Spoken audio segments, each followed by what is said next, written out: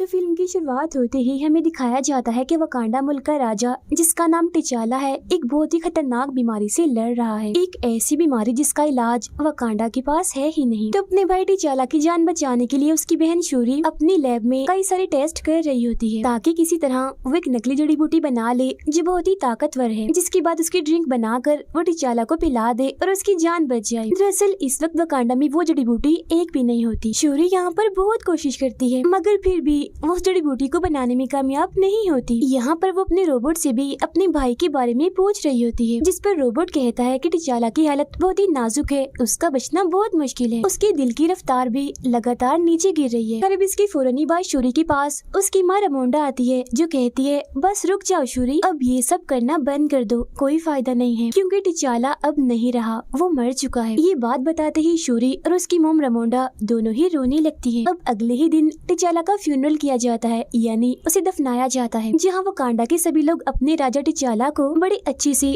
आखिरी good bye करते। अब ऐसे ही करते करते एक साल गुजर जाता है, जहाँ वकांडा ने ये वक्त अपने किसी भी राजा या रानी के बगैर गुजार दिया था। मगर अब एक साल गुजर जाने के बाद वकांडा ने रमोंडा को ही अपनी रानी बना लिया होता है, ताकि वो अपने बेटे टिचाला की जगह लेकर वकांडा को संभाल सके। इसके बाद हमें समंदर में एक बड़े से शिप को दिखाया जाता है, जो शिप दरअसल वकांडा की एक लैब की तरह ही थी, जहाँ कुछ साइंटिस्ट एक खतरनाक मेटल पर रिसर्च कर रहे होते हैं। मगर तभी कुछ सिपाही आकर यहाँ हमला कर देते हैं और चारों तरफ से शिप में घुसने की कोशिश करते हैं। ये लोग दरअसल यहाँ उसी मेटल को चोरी करने के लिए आए थे, मगर तभी इधर वकांडा के सिपाही भी आ जाते हैं और उन चोर सिपाहियों पर हमला कर देते हैं। वो इन्हें काफी मारने के बाद बंदी बना लेते हैं और अपने पास कैद कर लेते हैं। इसके बाद हम देखते हैं कि दुनिया के सभी मुल्कों की एक काफी बड़ी मीटिंग रखी जाती है, जिसमें वकांडा की रानी रमोंडा को भी बुलाया जाता है। यहाँ दुनिया के सभी मुल्कों के लीडर्स रमोंडा से कहते हैं कि आपका मुल्क वकांडा दुनिया की सबसे खतरनाक मेटल की हिफाजत नहीं कर सकता, क्योंकि उसकी हिफाजत करना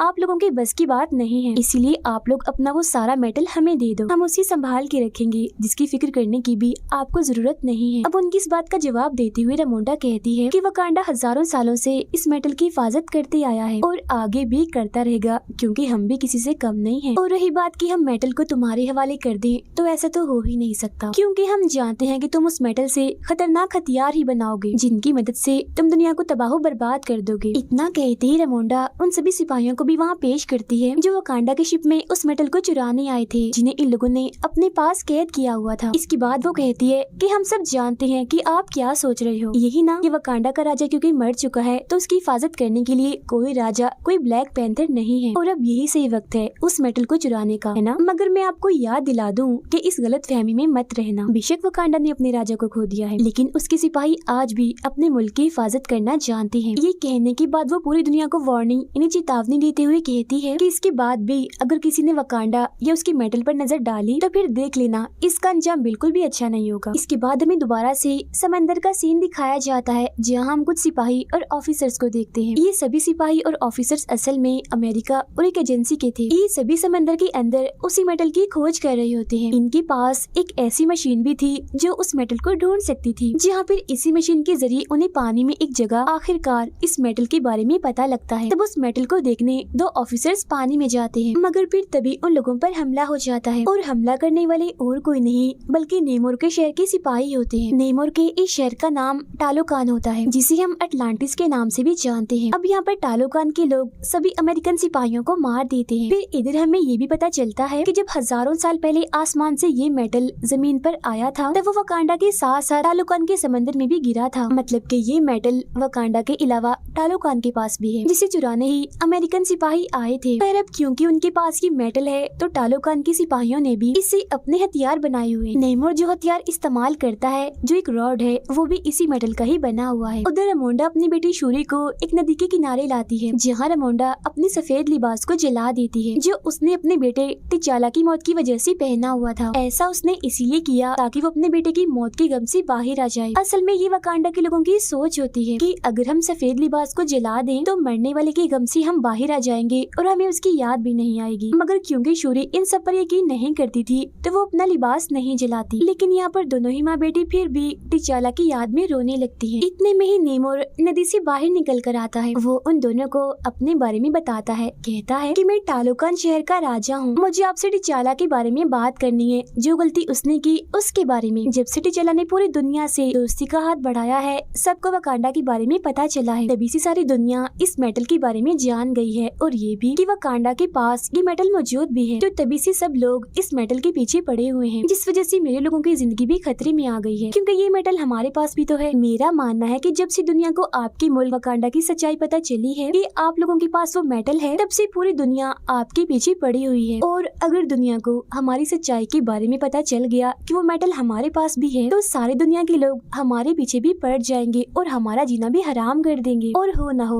बहुत जल्द उन्हें इस बारे में पता लगने वाला है, क्योंकि अमेरिकन के पास एक ऐसी मशीन है जो इस मेटल को ढूंढ सकती है। उस मशीन को अमेरिका की एक काफी चालाक साइंटिस्ट ने बनाया है। अब मेरा मशवरा ये है कि आपको और हमें मिल जाना चाहिए, दोनों मुल्कों को साथ मिलकर पूरी दुनिया को खत्म कर देना चाहिए, क्योंकि इससे पहले कि वकांडा और टालोकान को ये पूरी दुनिया वाले खत्म कर दें, बेहतर नहीं है हम दोनों ही मिलकर पूरी दुनिया को तबाह बर्बाद कर दें, क्योंकि इसके बाद हम दोनों मुल्क सुकून से अमन से अपनी जिंदगियां गुजार सकेंगे। दुनिया को तबाह करने वाली बात सुनकर रमोंडा चिढ़ जाती है और उसकी ऑफर लेने से मना कर देती है और कहती है कि हम अमन पसंद है, हम कोई भी तबाही बर्बादी नहीं चाहते, हम शांति चाहते हैं। अब ना सुनकर नेमोर कहता है कि ठीक है, अगर वकांडा को टालोकान के साथ नहीं मिलना तो कोई बात नहीं, लेकिन आप लोगों को हमें वो साइंटिस्ट सौंपनी होगी जिसने इस मेटल को ढूंढने की मशीन बनाई है, ताकि मैं उस साइंटिस्ट को मार दूं और अमेरिकन मेटल को ढूंढते हुए हमारे मुल्क में ना आ जाएं। अब नेमोर उन्हें एक हफ्ते का वक्त देते हुए कहता है कि मैं एक हफ्ते बाद दोबारा आऊंगा, अकेला नहीं बल्कि अपनी पूरी फौज के साथ, और तब तक अगर आपने उस साइंटिस्ट को हमारे हवाले कर दिया तो हम समझ जाएंगे कि वकांडा हमारा दोस्त है, लेकिन अगर ऐसा ना हुआ तो हम पूरी दुनिया के साथ साथ वकांडा को भी तबाह बर्बाद करके रख देंगे। और फिर ये धमकी देने के बाद नेमोर यहाँ से चला जाता है। इसके बाद रमोंडा वापस आकर अपने जनरल को ये काम देती है कि वो उस साइंटिस्ट को कैसे भी करके पकड़ कर लाए जिस साइंटिस्ट ने मेटल ढूंढने वाली मशीन बनाई है। तब यहाँ जनरल कहती है कि मैं आपकी बेटी शूरी को भी अपने साथ लेकर जाना चाहती हूँ। जहाँ पहले तो रमोंडा इसके लिए मना कर देती है, मगर बाद में शूरी को ले जाने के लिए मान जाती है। जिसके बाद शूरी और जनरल अमेरिका पहुँच जाती है और कैसे भी करके उस साइंटिस्ट को ढूंढ ही लेती है। यहाँ उन्हें हैरान करने वाली बात ये पता चलती है कि वो साइंटिस्ट सिर्फ 19 साल की एक कॉलेज जाने वाली लड़की है जिसका नाम आयरन हार्ट है। उसे खोजते ही वो दोनों उसे अपने साथ ले जाने लगती हैं, मगर तभी उन्हें पता चलता है कि अमेरिका और एजेंसी के लोग कब से उनके पीछे पड़े हुए हैं और उन्होंने हमेशा से ही शूरी और आयरन हार्ट पर नजर रखी हुई थी। वो लोग अब इन तीनों को सरेंडर करने का बोलते हैं, इन्हें खुद को उनके हवाले करने का, मगर तभी वो साइंटिस्ट यानी आयरन हार्ट अपने असली रूप में आ जाती है, मतलब अपना सूट पहनकर वहाँ से उठ जाती है। जिसके बाद शूरी और जनरल भी उसकी गाड़ी और बाइक लेकर वहाँ से निकल जाती है। अब यहाँ तो किसी तरह वो एजेंसी से बच जाते हैं, मगर आगे जाते हैं टालोकान के सिपाही उन पर हमला कर देते हैं, क्योंकि इन सिपाहियों को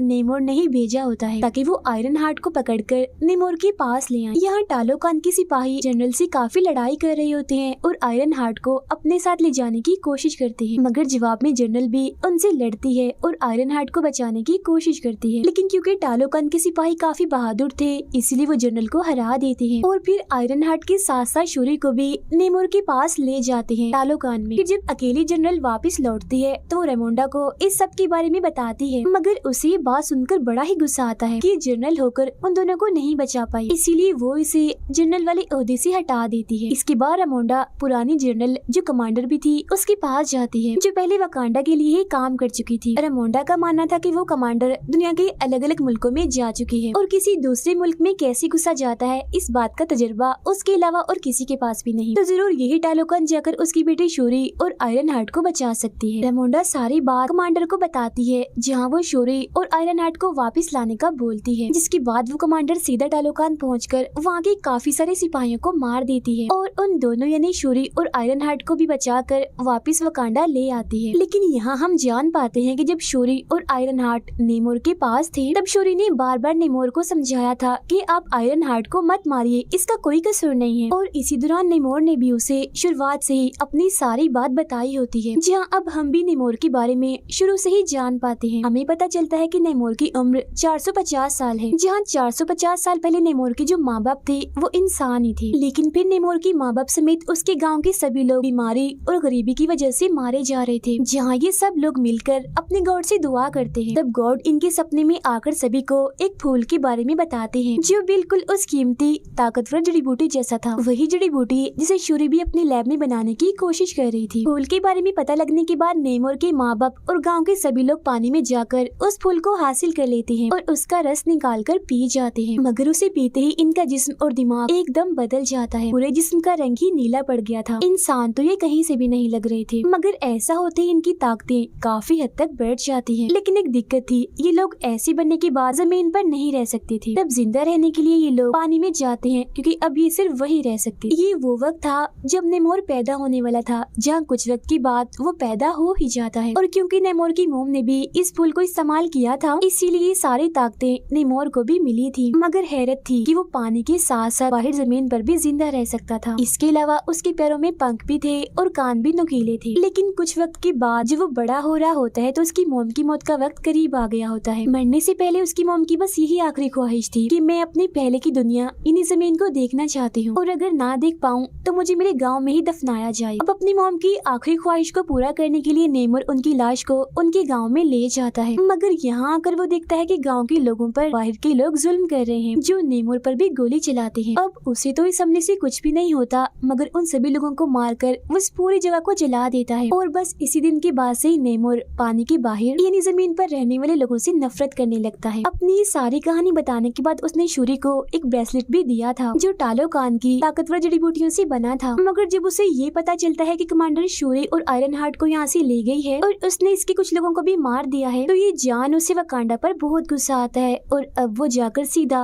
वकांडा पर हमला ही कर देता है। वो यहाँ के एक पूरे शहर को बर्बाद कर देता है, जिसमें जाहिर है वकांडा के बहुत से लोग मारे जाते हैं, लेकिन साथ ही साथ रानी रेमोंडा भी मारी जाती है। लेकिन मरते मरते वो रेमोंडा से कहता है कि ये हमला तो बस एक हल्की सी झलक है, मैं कुछ वक्त के बाद अपनी पूरी आर्मी के साथ आऊंगा और पूरे ही वकांडा को तहस नहस करके रख दूंगा। इतना कहते ही वो अपनी आर्मी के साथ वहाँ से चला जाता है। इसके बाद जैसे ही बात शूरी को पता चलती है कि मेरी मॉम की मौत हो गई है, तो वो बहुत ही दुखी हो जाती है। मगर नेमोर को रोकने और उससे बदला लेने के लिए वो जड़ी बूटी पर दोबारा से काम करने लगती है। वो उस ब्रेसलेट जो उसे नेमोर ने दिया था उसमें से जड़ी बूटियों को निकालकर उन पर ही टेस्ट करने लगती है, जहाँ बहुत जल्द वो ये जान पाती है कि ये भी कोई आम जड़ी बूटियाँ नहीं है, बल्कि इनमें भी ताकतवर जड़ी बूटी वाली सारी ताकत है। ये जानते ही वो इन सारी जड़ी बूटियों को अपनी भाई टिचाला के डीएनए से मिला देती है, जिसके बाद आखिरकार यहाँ वो नकली जड़ी बूटी बना ही लेती है। और जैसे वो इसका रस पीती है तो ये सोचती है कि मुझे मेरे मॉम डैड नजर आएंगे, मगर उसे वो नहीं बल्कि खतरनाक सिपाही दिखता है, जो शूरी को कहता है कि तुम अपनी भाई टिचाला की तरह रहम दिल और बहादुर नहीं हो, तुम बिल्कुल मेरे जैसी हो,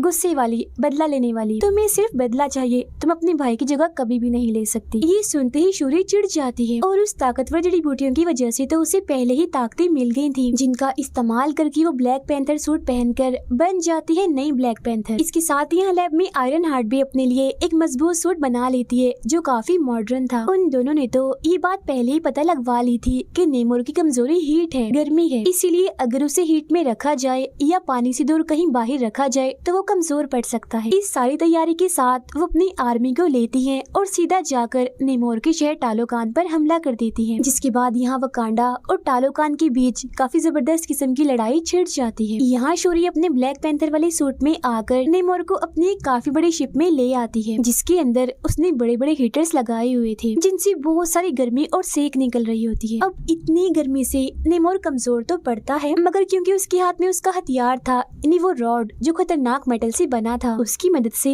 वो उस पूरी शिप को ही तबाह कर देता है, जिसके बाद अब वो शिप नीचे गिरने वाली होती है। मगर शूरी यहाँ अपनी ताकत लगाकर कैसे भी करके शिप को उड़ाकर एक रेगिस्तान में ले जाती है, ताकि वो नेमोर को पानी से दूर रख सके, उसे कमजोर करने के लिए। अब रेगिस्तान में आकर नेमोर और शूरी के बीच काफी खतरनाक लड़ाई छिड़ जाती है, जिसमें नेमोर अपने रॉड को शूरी के पेट के आर पार कर देता है, जिससे वो काफी कमजोर हो जाती है। ऐसा करने के बाद वो पानी की तरफ वापस जाने लगता है, ताकि उसे दोबारा से ताकत मिल सके। मगर पानी तक जाने से पहले ही शूरी अपने टूटे हुए शिप को तबाह कर देती है, यानी उसे उड़ा देती है, जिससे निकलने वाली आग से इतनी गर्मी पैदा हो जाती है कि नेमोर कमजोर होने लगता है। जिसके बाद वो उसी के हथियार से नेमोर पर हमला कर देती है और कहती है कि या तो तुम इस जंग में हार मान जाओ या मैं तुम्हारी जान ले लूंगी। अब यहाँ तुम्हारे लिए हार मानना ही बेहतर है, क्योंकि अगर तुमने जंग ना रोकी तो बाकियों के साथ साथ तुम्हारे लोग भी मारे जाएंगे। वो शूरी की ये बात मान जाता है, इसीलिए उसके सामने हार मान जाता है। वो दोनों अब एक साथ मिल जाते हैं और अपने लोगों के पास आकर जंग को खत्म कर देते हैं, जिसके बाद अब ये दोनों एक दूसरे के दोस्त बन जाते। सब कुछ बिल्कुल ठीक हो गया था,